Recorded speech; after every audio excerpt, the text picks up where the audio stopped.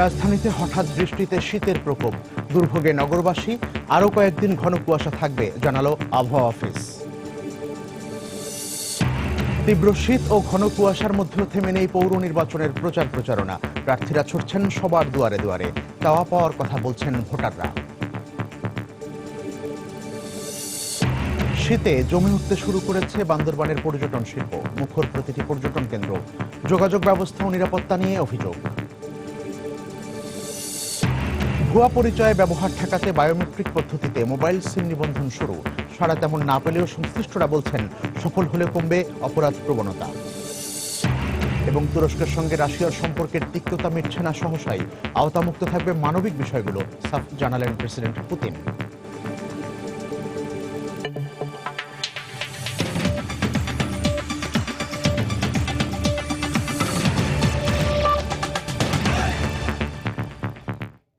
সময় সংবাদের সঙ্গে আছি আমি মিজানুর রহমান খবির।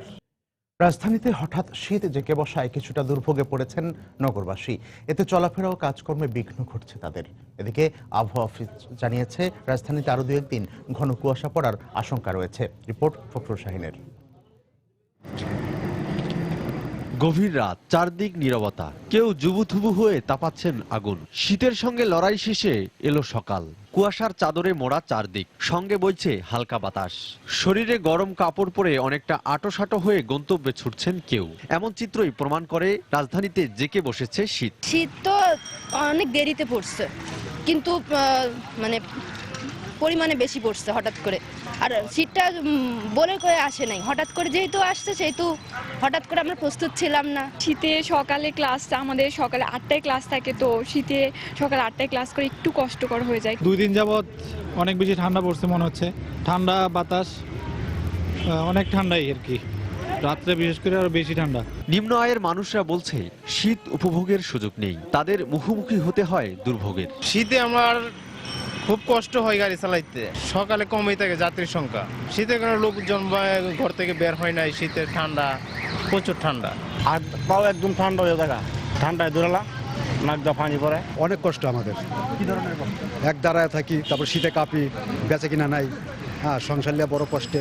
আবহাওয়া অধিদপ্তর জানাচ্ছে মৌসুমী বায়ুর প্রভাবে রাজধানীতে শীত অনুভূত হলেও তা বেশি দিন স্থায়ী হওয়ার সম্ভাবনা নেই। নর্দালি এবং নর্থ ইস্টার্লি বাতাস, যেসব শীতের বাতাস আছে তাও কিছুটা সারফেস লেভেলে ছিল, এসব কারণে শীতটা অনুভূত হচ্ছে। তবে এটা মানে ওইরকম একটা পরিস্থিতি নয় যে একেবারে অ্যাবনর্মাল কোনো সিচুয়েশন। শৈত্যপ্রবাহ ঢাকাতে এটা বলা যাচ্ছে না। আবহাওয়া অধিদপ্তর জানায় বৃহস্পতিবার রাজধানীতে তাপমাত্রা ছিল 11.5 ডিগ্রি সেলসিয়াস। চলতি মাসে তাপমাত্রা কিছুটা কমলেও আবহাওয়া অধিদপ্তর বলছে আগামী জানুয়ারির আগে বড় ধরনের শৈত্যপ্রবাহের আশঙ্কা নেই রাজধানীতে। ফখরুল শাহিন, সময় সংবাদ, ঢাকা। এদিকে রাজধানীতে ভোরের দিকে হঠাৎ বৃষ্টির কারণে ঠান্ডার প্রকোপ আরও বেড়ে গেছে। সাপ্তাহিক ছুটির দিন হলেও তীব্র ঠান্ডা, কুয়াশা ও গুঁড়ি বৃষ্টি উপেক্ষা করে ঘর থেকে বের হন খেটে খাওয়া সাধারণ মানুষ। ভোর থেকে শুরু হয় এই বৃষ্টি। তীব্র শীতের সঙ্গে বৃষ্টি দুর্ভোগ বাড়িয়ে দেয় বহুগুণ। রাজধানীর মিরপুর, মোহাম্মদপুর, ফার্মগেট, বাংলা মোটর, ধানমন্ডি সহ ঢাকার বাইরের বিভিন্ন এলাকা থেকেও বৃষ্টির খবর পাওয়া গেছে। রাজধানীর বিভিন্ন সড়কে গাড়িগুলোকে ধীরগতিতে চলতে দেখা যায়। রাস্তায় যানবাহনের সংখ্যাও ছিল তুলনামূলক কম।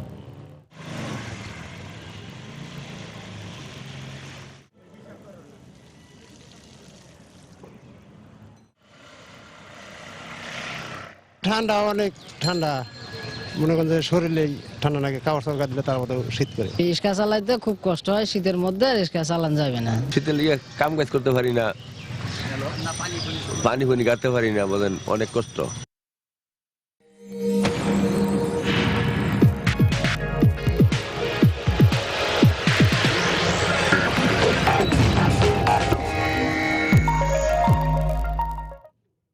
পৌর নির্বাচনের তারিখ ঘনিয়ে আসছে, তাই তীব্র শীত ও ঘন কুয়াশার মধ্যেও থেমে নেই প্রচারণা। সারা দেশের মতো টাঙ্গাইল পৌরসভার মেয়র ও কাউন্সিলর প্রার্থীরা দিনভর ছুটছেন ভোটারদের দ্বারে দ্বারে। এই সুযোগে ভোটাররাও প্রার্থীদের কাছে তুলে ধরছেন তাদের চাওয়া পাওয়ার নানা হিসাব। প্রার্থীদের পক্ষ থেকে কিছু অভিযোগ থাকলেও নির্বাচন সুষ্ঠু করার স্বার্থে প্রয়োজনীয় পদক্ষেপ নেওয়ার কথা বললেন রিটার্নিং কর্মকর্তা। বিস্তারিত মুজাহিদ শুভর রিপোর্টে। চেষ্টা করব না, ষাটোর্ধ্ব জরিনা বেগম মন দিয়ে শুনছেন নির্বাচনী প্রতিশ্রুতি। গ্রামের শত শত নারীকে একত্রিত করে প্রার্থীদের নির্বাচনী দৌড়ের সাথে পাল্লা দিয়ে বাড়ছে ভোটারদের প্রত্যাশা। জনসাধারণ যে সাধারণ চাহিদা এবং আমাদের যে অভাব, সেই অভাবের মোচন হোক, এটাই আমরা চাই। নিবেদিত প্রাণ, জনগণের খেদমত করার মন মানসিকতা আছে, এই ধরনের প্রার্থী আমরা চাইতেছি। বিদ্যুৎ আছে, খুঁটি নাই, গ্যাস নাই, আমরা অনেক কষ্ট জনকে আছি। প্রায় 1,10,000 ভোটার রয়েছে টাঙ্গাইল সদর পৌরসভায়। জাতীয় পার্টি ও বিএনপির বিদ্রোহী প্রার্থীরা মনোনয়নপত্র প্রত্যাহার করায় মূল লড়াইটা আওয়ামী লীগ ও বিএনপি সমর্থিত প্রার্থীদের মধ্যেই হবে বলে ধারণা করছে এলাকাবাসী। ধানের শীষে প্রতীকের নির্বাচন, এই জন্য গুরুত্বটা অনেক বেড়ে গিয়েছে। অনেকে আমাকে প্রশ্ন করছেন যে নির্বাচন ফেয়ার হবে কিনা।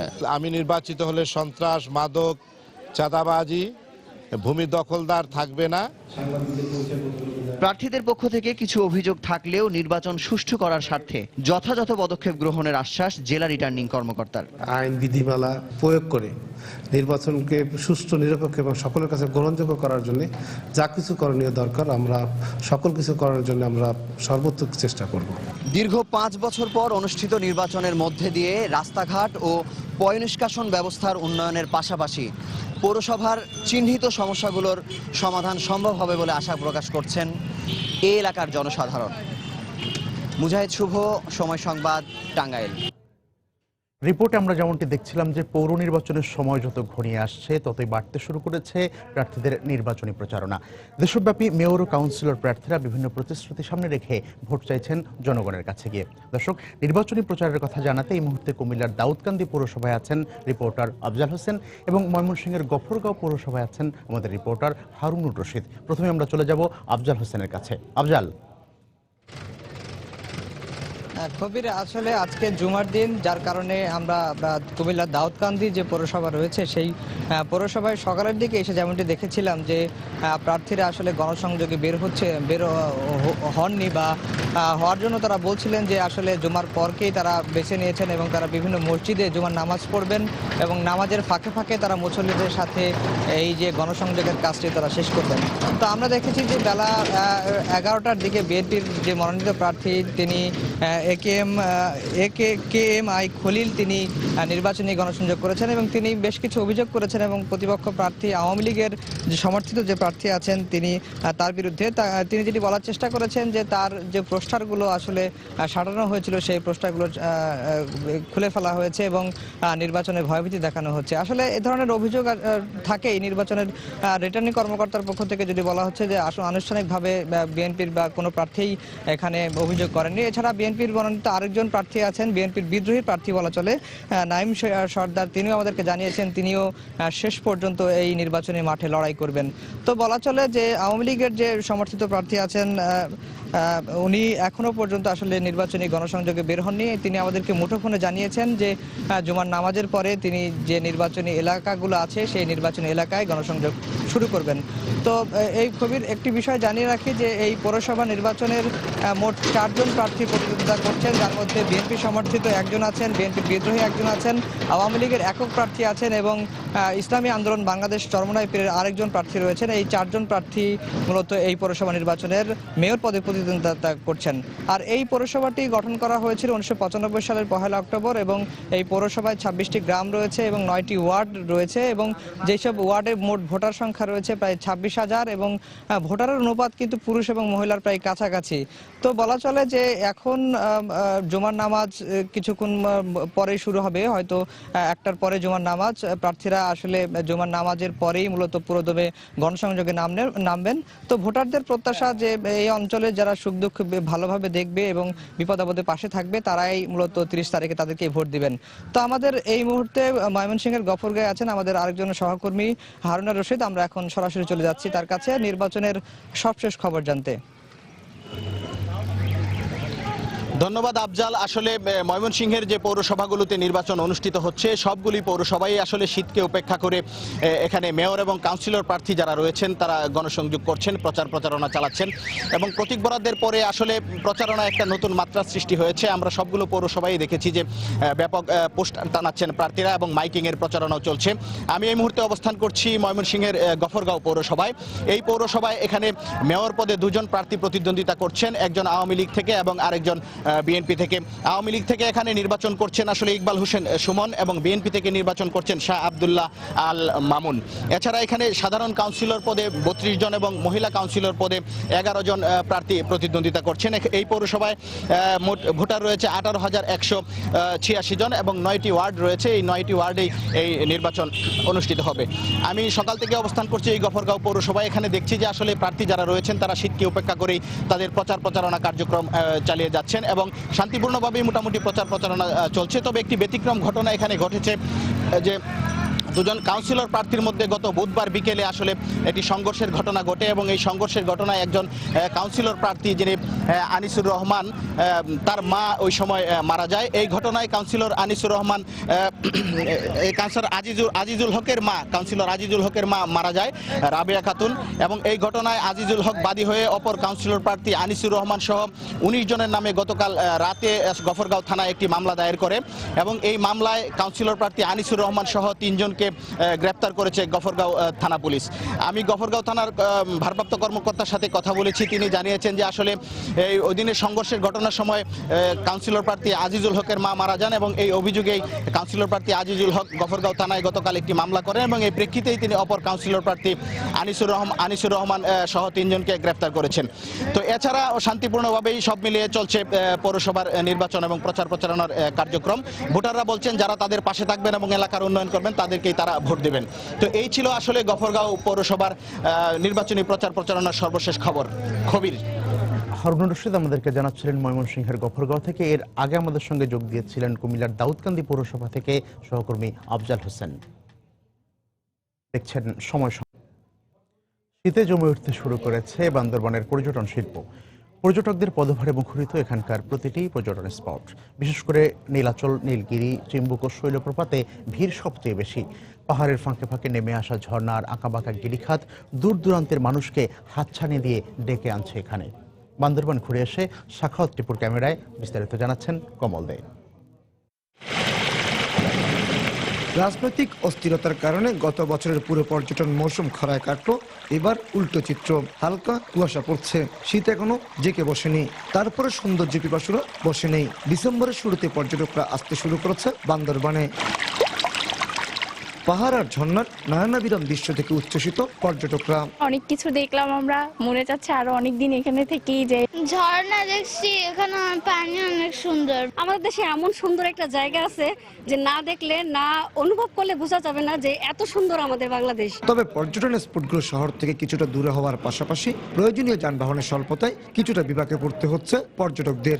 রেস্টুরেন্ট, হোটেল ভালো একটু আকর্ষণীয় কিছু দেখা দিলে পর্যটন একটু বেড়ে যাবে। ওভারঅল সিকিউরিটি ব্যবস্থাটা আরেকটু উন্নতি করা দরকার, পাশে অনেক ধরনের ফ্যাসিলিটিও রাখা দরকার। এই অবস্থায় দেশি বিদেশি বিনিয়োগ বাড়লে বান্দরবান পার্বত্য জেলা পর্যটনের রোল মডেল হয়ে উঠবে বলে মনে করেন জেলা প্রশাসনের এই কর্মকর্তা। প্রচুর পর্যটক আসছে পর্যায়ক্রমে এখানে এবং এইভাবে থাকলে ওদের ভবিষ্যতে বান্দরবান একটা বাংলাদেশের পর্যটন অন্যতম একটা কেন্দ্র হিসেবে পরিগণিত হবে।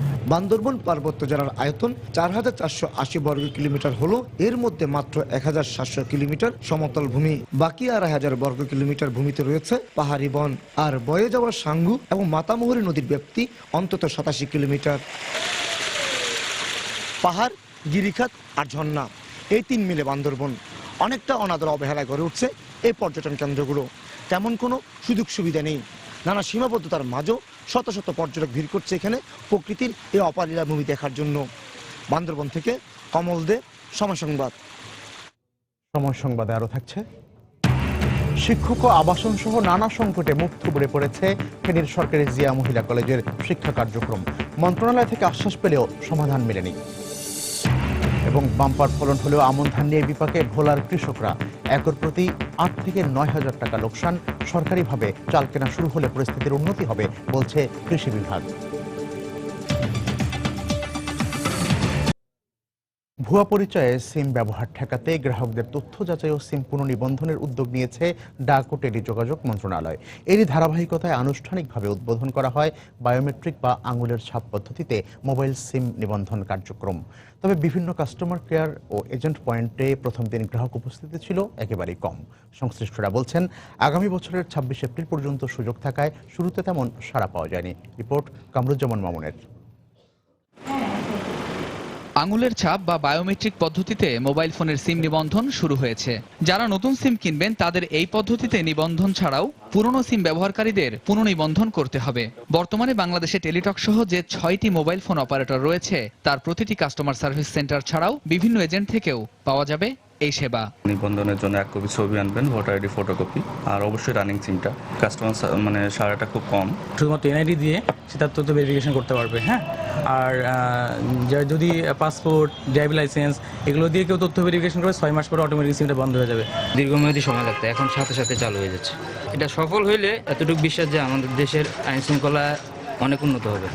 নিয়ন্ত্রক সংস্থা বিটিআরসির তথ্য মতে বর্তমানে বাংলাদেশে মোবাইল ফোন গ্রাহকের সংখ্যা 13,19 লাখ ছাড়িয়েছে। আর এ সকল গ্রাহককে আগামী বছরের 26 এপ্রিলের মধ্যে জাতীয় পরিচয়পত্র দেখিয়ে সশরীরে উপস্থিত হয়ে বায়োমেট্রিক পদ্ধতিতে সিম নিবন্ধন করতে হবে।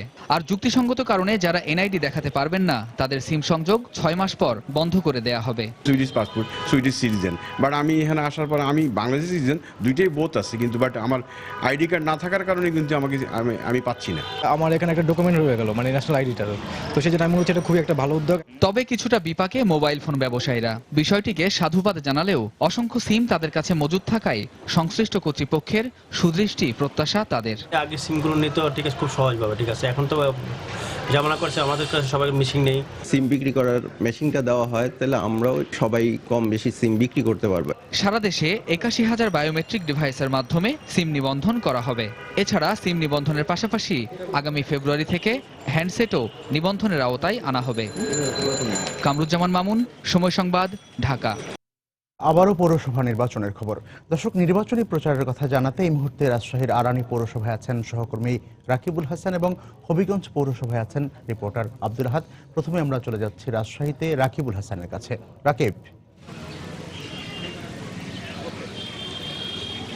ধন্যবাদ কবির। আমরা এখন আছি বাঘার আড়ানি পৌর এলাকায় এবং আজকে সকাল থেকে আমরা বিভিন্ন এলাকায় দেখেছি। কবির, আপনাকে জানিয়ে রাখি যে আমরা বিভিন্ন জায়গায় কিন্তু ভোটারদের সাথে কথা বলছিলাম। তারা বলছিলেন যে এই এলাকার আসলে কোন কোন ধরনের উন্নয়ন তারা চায়।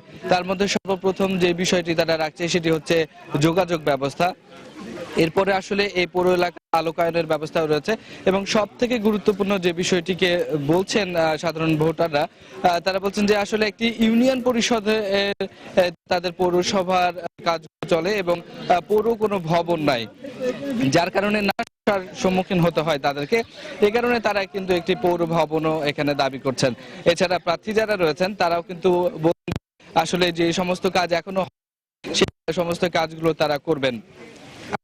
আপনাকে জানিয়ে রাখি কবির, সেটি হচ্ছে যে এখানে প্রায় 12,466 জন ভোটার রয়েছেন এবং এখানে ওয়ার্ডে প্রায় 26টি বুথে এখানে ভোট গ্রহণ চলে।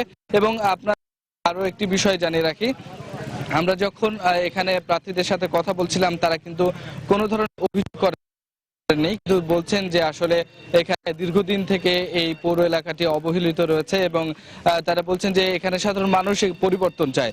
এবং আমরা যখন সাধারণ ভোটারদের সাথে কথা বলছিলাম তখনও কিন্তু তারা আমাদেরকে বলেছেন যে আসলে এখানকার উন্নয়নে যারা কাজ করবেন তারাই আসলে নির্বাচিত হবেন। তো কবির, এই ছিল আমার কাছে সর্বশেষ। এখন চলে যাচ্ছি হবিগঞ্জে সহকর্মী আহাদের কাছে।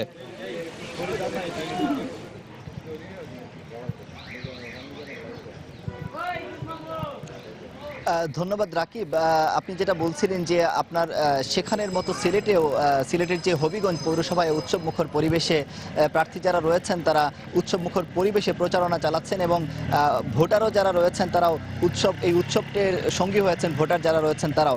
তো আমি আজ সকালে এসেছি হবিগঞ্জ পৌরসভায় এবং আমি এখন যেখানে আছি পৌরসভার চৌধুরী বাজারে। এখানে আওয়ামী লীগের বিদ্রোহী প্রার্থী একজন যিনি দাঁড়িয়েছেন তিনি গণসংযোগ করেছেন। আমরা এর আগে আপনাদের দেখেছিলাম যে আওয়ামী লীগের যিনি প্রার্থী রয়েছেন তিনি গণসংযোগে ব্যস্ত। আসলে বিএনপির প্রার্থী যিনি রয়েছেন তিনি মূলত কারাগারে থাকার কারণে তিনি কিছুটা গণসংযোগে পিছিয়ে, কিন্তু আওয়ামী লীগের প্রার্থী এবং বিদ্রোহী প্রার্থী যারা রয়েছেন এবং অন্যান্য ইসলামী আন্দোলন বাংলাদেশের প্রার্থী সহ ন্যাশনাল পিপলস প্রার্থী মূলত পাঁচজন প্রার্থী এই পৌরসভায় প্রতিদ্বন্দ্বিতা করছেন। তারা সবাই প্রচারণা চালিয়ে যাচ্ছেন এবং তারা বিভিন্ন প্রতিশ্রুতি দিচ্ছেন যে যদি তারা নির্বাচিত হন তবে এই পৌরসভার উন্নয়নে তারা কাজ করবেন। করবেন। তো আমি সকালে এসে যেটা দেখেছি যে এই পৌরসভার বেশ কিছু সমস্যা আমার কাছে পরিলক্ষিত হয়েছে এবং ভোটাররা অভিযোগ করেছেন আসলে এই পৌরসভার প্রত্যেকটি রাস্তা অনেক ছোট, অনেক সরু রাস্তা, যে কারণে আমি পৌরসভায় ঢোকার পথে প্রায় 10 থেকে 15 বার আমি যানজটের সম্মুখীন হয়েছি, যদিও আজকে শুক্রবার। তো আসলে এই শহরবাসী একটি অভিযোগ করেছে যে তাদের নিত্যদিনের সবচেয়ে বড় সমস্যা হচ্ছে এই যানজট এবং জলাবদ্ধতার সমস্যা। নগরীতে সেরকম ড্রেনেজ ব্যবস্থা এখনো গড়ে ওঠেনি, যদিও 1881 সালে এই পৌরসভা গঠিত হয়।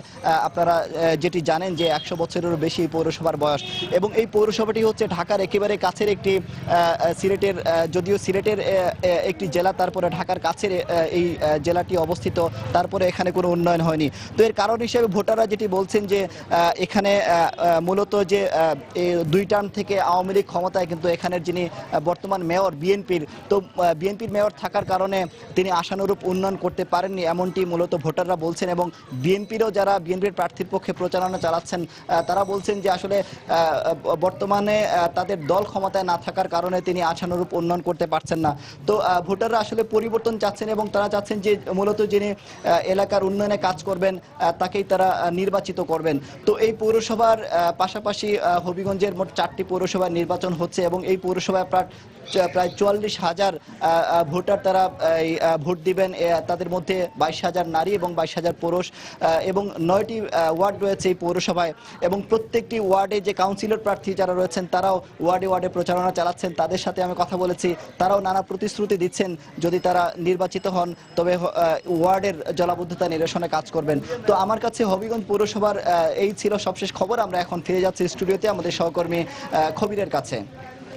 আব্দুল আহাদ আমাদেরকে জানাচ্ছিলেন হবিগঞ্জ পৌরসভার নির্বাচনী প্রচারণার খবর। এর আগে রাজশাহীর আড়ানি পৌরসভার খবর জানাচ্ছিলেন সহকর্মী রাকিবুল হাসান। রাজধানী এবং অনেক জেলা শহরে প্রাকৃতিক গ্যাস সংযোগ থাকলেও উপজেলা পর্যায়ের অধিকাংশ গ্রামেই এই সুবিধা নেই। এতে বাধ্য হয়েই এই অঞ্চলের বাসিন্দাদের রান্নার কাজে ব্যবহার করতে হয় হাতে তৈরি মাটির চুলা, যা কিনা পরিবেশ এবং জনস্বাস্থ্যের জন্য বেশ ক্ষতিকর। বিশ্বব্যাংকের আর্থিক সহযোগিতায় ইনফ্রাস্ট্রাকচার ডেভেলপমেন্ট কোম্পানি লিমিটেড ইটকল বিশাল এই জনগোষ্ঠীর জ্বালানি ব্যয় সাশ্রয় এবং স্বাস্থ্য রক্ষায় তাদের হাতে পৌঁছে দিচ্ছে আধুনিক চুলা। সাফার ঘুরে এসে সোহেল কুরেশির তোলা ছবিতে বিস্তারিত জানাচ্ছেন সাইফুল রুদ্র। বংশী এবং তুরাগ নদী বেষ্টিত দ্বীপের মতো একটি গ্রাম সাভারের কাউন্দিয়ার মাঝির দিয়া। রাজধানীর অদূরে হলেও এখানে নেই প্রাকৃতিক গ্যাস সংযোগ। খাবার তৈরিতে রান্নার একমাত্র অবলম্বন চুলা। এখানকার বাসিন্দাদের মতে হাতে তৈরি চুলার তুলনায় অধিক জ্বালানি সাশ্রয়ী এবং বেশি কার্যকর সরকারি আর্থিক প্রতিষ্ঠান ইটকলের চুলা। অনেক কালি পড়তো, এখন ধোঁয়া হয় না, কালিও পড়ে না। তো কম জ্বলে, তো অনেক জ্বলে। একটা করে আমি লাগা দিচ্ছি, এইটা দিয়ে রান্না দুইটা হয়ে যেতেছে। ওখানে উন্নতি চুলা, যার নাম উন্নতি হয়েছে ঠিকই উন্নতি চুলা। রান বাড়াইলে ভালাই লাগে, রানতে ভালো লাগে। দেখেন রান্তাছি দাদা করে জ্বলে যখন তখন রান্না হয়ে যায়। মা সকালবেলা রান্না দেয়, আমি তাড়াতাড়ি খেয়ে স্কুলে যেতে পারি। বর্তমানে 189টি উপজেলায় এই কার্যক্রম চালু থাকলেও ভবিষ্যতে তা সারা দেশে পৌঁছে দেওয়া হবে বলে জানান ইটকলের এই কর্মকর্তা। জ্বালানির যে সাশ্রয় সেটা আমরা এনশিওর করতে পারবো উন্নত চুলা কর্মসূচিতে আমরা দেশব্যাপী বিস্তৃত করতে পারি। ইতিমধ্যে আমরা 2 লক্ষের উপরে চুলা আমরা স্থাপন করতে সক্ষম হয়েছি। আমার স্থানীয় পর্যায়ে একটা ক্যাপাসিটি ডেভেলপমেন্ট দরকার। ঢাকার বেশ কয়েকটি উপজেলায় এসব চুলা তৈরি, সরবরাহ এবং ব্যবহারকারীদের প্রশিক্ষণের কাজটি করে থাকে ভার্ক।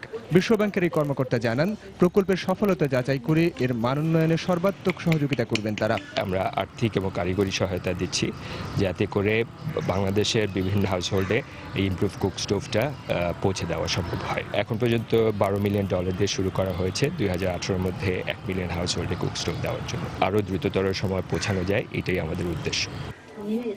শুধু বিজ্ঞানসম্মত আধুনিক চুলা নয়, পাশাপাশি বিকল্প জ্বালানি তৈরি এবং তা প্রান্তিক জনগোষ্ঠীর হাতে পৌঁছে দেওয়ার পরিকল্পনার কথাও জানান ইটকল এবং বিশ্বব্যাংকের কর্মকর্তারা। সাইফুল রুদ্র, সময় সংবাদ, সাভার, ঢাকা। সময় সংবাদে আরো থাকছে। এফসি অনূর্ধ্ব 14 নারী চ্যাম্পিয়নশিপের ফাইনালে অংশ নিতে আজ দেশ ছাড়বে বাংলাদেশ। ভূমিকম্পের ভয়াল স্মৃতি ভুলে শিরোপা জিততে চায় বাংলার কিশোরীরা। মনের বাম্পার ফলনেও ভোলার কৃষকদের মুখে হাসি নেই। একদিকে দাম কম, অন্যদিকে ক্রেতার অভাবে ধান নিয়ে বিপাকে পড়েছেন কৃষকরা। চাষিদের অভিযোগ, হঠাৎ করে দাম কমে যাওয়ায় একর প্রতি তাদের লোকসান গুনতে হচ্ছে 8 থেকে 9,000 টাকা। তবে সরকারিভাবে চাল কেনা শুরু হলে লোকসান কিছুটা কমে আসবে বলে মনে করছে জেলা কৃষি বিভাগ। নাসিরউদ্দিন লিটনের তথ্য, উৎপল দেবনাথের ছবি নিয়ে ডেস্ক রিপোর্ট। আমনের ভালো ফলন হওয়ায় ধান নিয়ে কৃষকেরা যে স্বপ্ন দেখেছিল, হঠাৎ করে দাম কমে যাওয়ায় তা দুঃস্বপ্নে পরিণত হয়েছে। জমি চাষ, বীজ লাগানো, সার, কীটনাশক এবং ধান কাটা ও মাড়াই সহ মন প্রতি ধানের উৎপাদন খরচ হয়েছে প্রায় 600 টাকা। কিন্তু বর্তমানে বাজারে ধান বিক্রি হচ্ছে মাত্র 380 টাকায়। এই দামেও চরাঞ্চলে ধান কেনার ব্যাপারী পাওয়া যাচ্ছে না। ফলে ধান নিয়ে চরম বিপাকে পড়েছেন কৃষক। 350 টাকা করিয়া ওই বদলা কিনা না, এরপর ধান কাটায় এর অঙ্গ বদলার পয়সা দিতাম পারি না। ধান করিয়া ধান বেচতে পারতেছি না, কোন রাস্তার উপরে রয়েছে। ভবিষ্যতে এরকম হইলে আমরা সামনের আমরা চাষাবাদ করতে পারবো না। এদিকে মহাজনেরা ধান না কেনায় বিপাকে পড়ার কথা জানালেন এই ব্যাপারীরাও। চাল বৃদ্ধি 800 টাকা, এই চাল বেচতে 700 টাকা, মনকে 150 টাকা লোকসান। এমনি ধানের দাম আমরা কমে কিনতে হয়। ধান কিনে নিয়ে মহাজনের কাছে হেরা ধান চায় না কিনতে, ধান আবার রিটার্নও আনতে হয় আমাদের। আর জেলা কৃষি কর্মকর্তা জানালেন, সরকারিভাবে চাল কেনা শুরু হলে ধানের দাম বাড়বে। সরকার ইতিমধ্যে 31,000 টাকা প্রতি টন চাল কিনবে বলে নির্ধারণ করেছে। সরকারি নির্ধারিত মূল্যে যখন ক্রয় শুরু হবে তখন ধানের দাম বৃদ্ধি হবে বলে মনে করছি। জেলায় এবছর 1,82,525 হেক্টর জমিতে আমন উৎপাদনের লক্ষ্যমাত্রা নির্ধারণ করা হয়েছে 3,61,544 মেট্রিক টন। সময় সংবাদ, ভোলা। শিক্ষক, কর্মচারী, একাডেমিক ভবন ও আবাসনের চরম সংকটে মুখ থুবড়ে পড়েছে ফেনীর সরকারি জিয়া মহিলা কলেজের শিক্ষা কার্যক্রম। কলেজ কর্তৃপক্ষ বলছেন, দীর্ঘদিনের এই সমস্যার বিষয়ে মন্ত্রণালয়ে লিখিতভাবে জানিয়ে আশ্বাস পেলেও মেলেনি সমাধান। মীর হোসেন রাসেলের ক্যামেরায় রিপোর্ট আতিয়ার সজলের। ক্লাসে বসার জায়গা না পেয়ে প্রতিনিয়ত এভাবেই দাঁড়িয়ে ক্লাস করতে হচ্ছে 1979 সালে প্রতিষ্ঠিত ফেনীর এই সরকারি জিয়া মহিলা কলেজের শিক্ষার্থীদের। উচ্চ মাধ্যমিক, স্নাতক পাস, স্নাতক সম্মান এবং মাস্টার্স সহ এই কলেজের ছাত্রী সংখ্যা প্রায় 4,000। আর শিক্ষকের পদ 45টি থাকলেও 16টি শূন্য রয়েছে।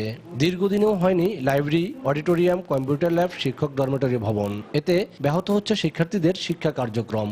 যখন সব স্টুডেন্ট আসে তখন আমাদের ক্লাস করতে অনেক সমস্যা হয়, পিছনে দাঁড়িয়ে ক্লাস করতে হয়। তখন স্যারের কথা শুনতে পাই না, আর আমরা স্যারের কথা বুঝতে পারি না। এর ফলে আমরা না বুঝে আমাদেরকে ক্লাস করতে হয়। শিক্ষার্থীদের জন্য কলেজের 100 আসনের একমাত্র হোস্টেলে দুর্বিষহভাবে থাকছে প্রায় 200 জন। যাদের ভাগ্যে হোস্টেলের আসন মিলেছে তারাও রয়েছেন চরম দুর্ভোগে। একসাথে একটা টেবিলে দুজনে পড়া অনেক সমস্যা, শেয়ার করে পড়তে হয়। আমরা থাকার সমস্যা, যেমন আমরা একজন বিছানা থাকতে আরেকজন ফ্লোরে থাকতে হয়। টয়লেটটা মোটে ভালোই না, আর আমরা এখানে কারেন্ট থাকে না, তো নিজেরা মোমবাতি দিয়ে পড়তে হয়। কলেজের প্রধান জানালেন, সংকটের ব্যাপারে দফায় দফায় কর্তৃপক্ষকে জানিয়েও কোনো কাজ হয়নি। আমরা আশা করছি যে আমাদের সমস্যা সংকট এক সময় নিরসন হবে, তখন আমাদের প্রতিষ্ঠান স্মুথলি রান করবে এবং সত্যিকার শিক্ষা ব্যবস্থাকে আমরা এখানে প্রয়োগ করতে আরো অনেক বেশি মনোযোগী হব, সমর্থ হব। কলেজ কর্তৃপক্ষ জানায়, বর্তমানে 3টি বিষয়ে অনার্স ও মাস্টার্স কোর্স চালু রয়েছে। আতিয়ার সজল, সময় সংবাদ, ফেনী।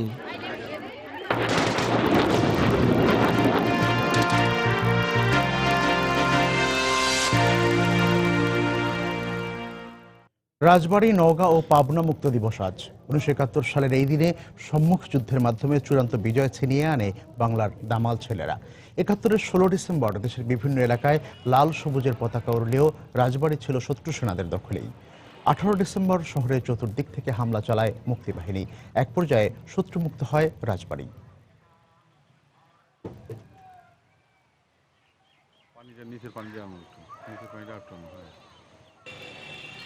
17 ডিসেম্বর সকালে নওগাঁর জগৎসিংহপুর ও খলিশাকুড়ি গ্রামে চূড়ান্তভাবে আক্রমণ করে মুক্তি সেনারা। এ সময় শত্রুপক্ষের গুলিতে শহীদ হন 5 জন মুক্তিযোদ্ধা। পরে হানাদার বাহিনী আত্মসমর্পণ করলে 18 ডিসেম্বর শত্রুমুক্ত হয় নওগাঁ জেলা। 1971 সালের এই দিনে কালেক্টরেট ভবনে জাতীয় পতাকা উত্তোলনের মধ্য দিয়ে পাবনাকে হানাদার মুক্ত ঘোষণা করেন মুক্তিযোদ্ধারা। তুরস্কের সঙ্গে রাশিয়ার সম্পর্কের তিক্ততা সহসাই মিটছে না বলে সাফ জানিয়ে দিয়েছেন রুশ প্রেসিডেন্ট ভ্লাদিমির পুতিন। রাজধানী মস্কোয় আয়োজিত বার্ষিক সংবাদ সম্মেলনে একথা জানান তিনি। এ সময় সিরিয়া যুদ্ধ, আসন্ন মার্কিন প্রেসিডেন্ট নির্বাচন প্রসঙ্গ ছাড়াও রাশিয়ার অর্থনৈতিক উন্নয়ন, ইউক্রেন সংকট, এমনকি নিজ পরিবারের সদস্যদের নিয়ে সাংবাদিকদের নানা প্রশ্নের উত্তর দেন বিশ্বের এই শীর্ষ প্রভাবশালী নেতা। রুশ প্রেসিডেন্টের বার্ষিক সংবাদ সম্মেলনে উপস্থিত ছিলেন বিভিন্ন দেশের প্রায় 1400 সাংবাদিক। বৃহস্পতিবার 3 ঘন্টা 7 মিনিট ধরে সাংবাদিকদের বিভিন্ন প্রশ্নের উত্তর দেন ভ্লাদিমির পুতিন। এতে কঠোর ভাষায় তুরস্কের সমালোচনা করেন তিনি। রিসেপ তাইপ এরদোয়ানের নেতৃত্বাধীন তুর্কি সরকারকে মার্কিনীদের পদলেহনকারী বলে তিরস্কার করে পুতিন বলেন, মস্কোর সঙ্গে আঙ্কারার সম্পর্ক উন্নয়নের কোনো সুযোগ নেই।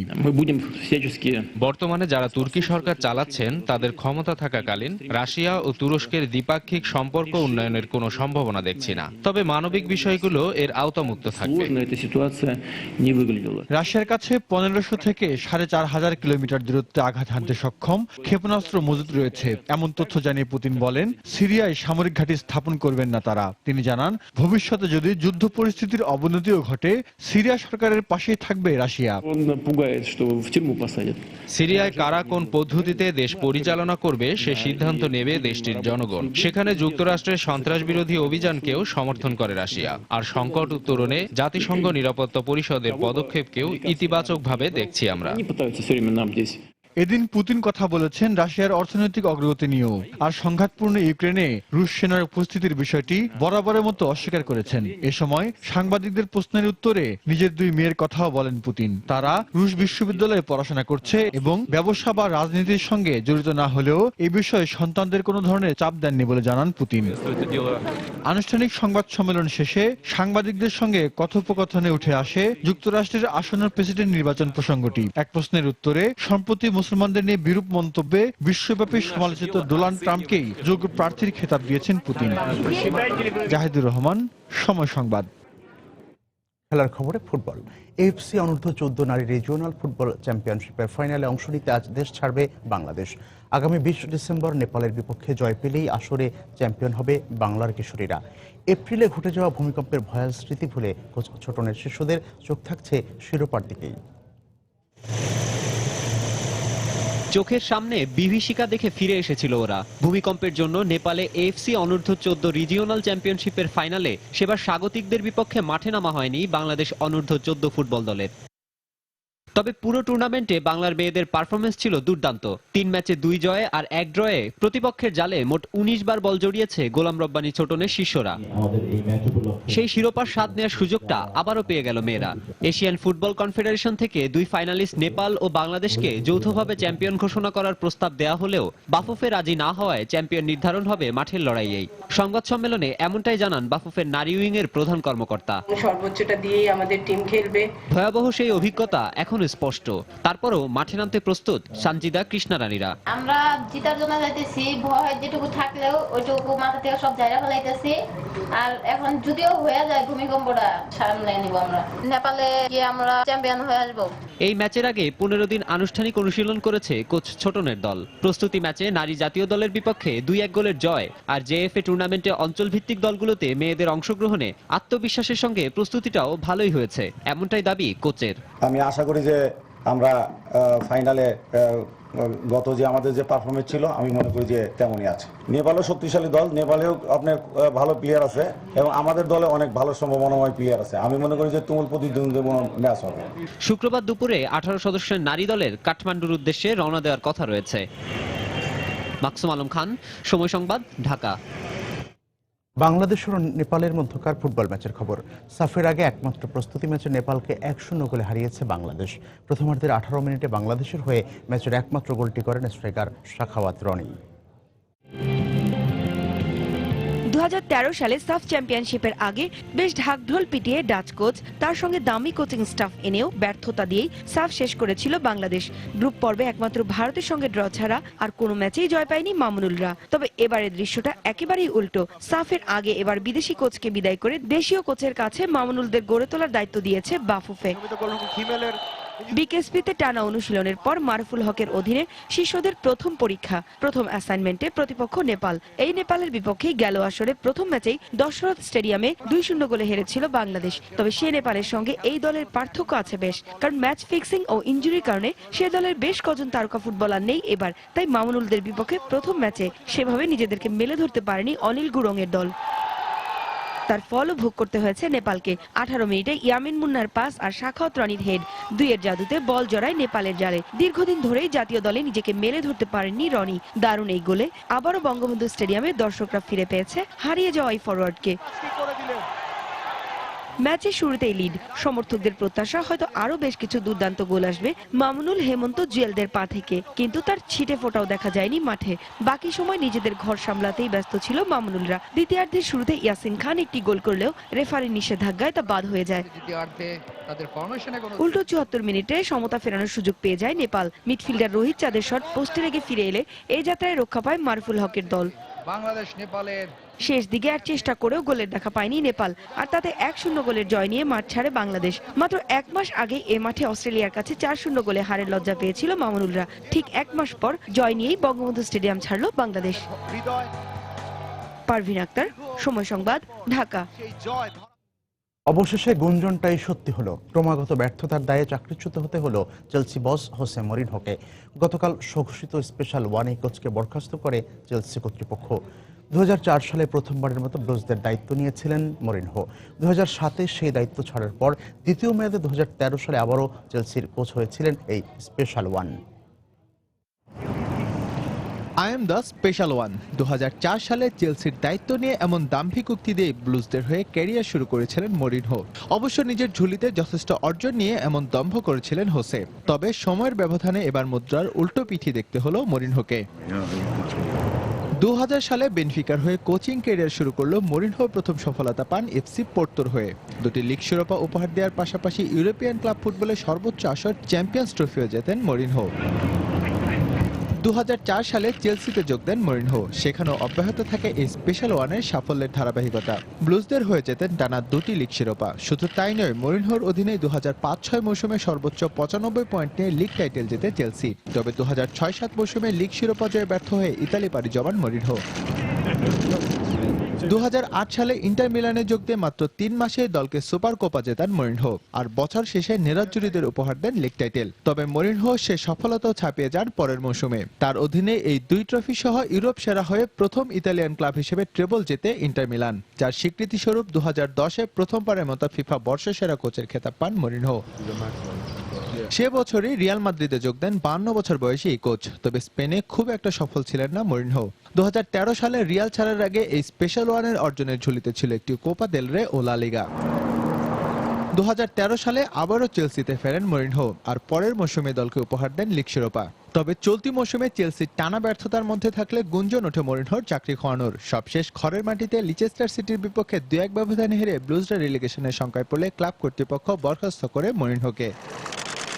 এসএম ইকবাল, সময় সংবাদ। এ পর্যায়ে শীর্ষ সংবাদগুলো জানিয়ে দিচ্ছি আরেকবার। রাজধানীতে হঠাৎ বৃষ্টিতে শীতের প্রকোপ, দুর্ভোগে নগরবাসী। আরও কয়েকদিন ঘন কুয়াশা থাকবে, জানালো আবহাওয়া অফিস। তীব্র শীত ও ঘন কুয়াশার মধ্যে থেমে নেই পৌর নির্বাচনের প্রচারণা। প্রার্থীরা ছুটছেন সবার দুয়ারে দুয়ারে, চাওয়া পাওয়ার কথা বলছেন ভোটাররা। শীতে জমে উঠতে শুরু করেছে বান্দরবানের পর্যটন শিল্প। মুখর প্রতিটি পর্যটন স্পট। যোগাযোগ ব্যবস্থা ও নিরাপত্তা নিয়ে অভিযোগ। ভুয়া পরিচয়ে ব্যবহার ঠেকাতে বায়োমেট্রিক পদ্ধতিতে মোবাইল সিম নিবন্ধন শুরু। সাড়া তেমন না পেলেও সংশ্লিষ্টরা বলছেন সফল হলে কমবে অপরাধ প্রবণতা। এবং তুরস্কের সঙ্গে রাশিয়ার সম্পর্কের তিক্ততা মিটছে না সহসাই। আওতামুক্ত থাকবে মানবিক বিষয়গুলো, সাফ জানিয়ে দিলেন প্রেসিডেন্ট পুতিন। এই ছিল এখনকার মতো। যে কোনো খবর পেতে ভিজিট করুন সময়নিউজ.tv। যে কোনো বাংলা লিংক রিভিউ সিটিসেল নম্বর থেকে সময় সংবাদের খবর অনুষ্ঠান সম্পর্কে জানতে এবং যে কোনো তথ্য সময় সংবাদকে জানাতে ডায়াল করুন 1624 নম্বরে। এছাড়া এইমাত্র পাওয়া খবর আপনার মোবাইলে পেতে SMS করুন SN লিখে পাঠিয়ে দিন 1624 নম্বরেই। সঙ্গে থাকুন সময়।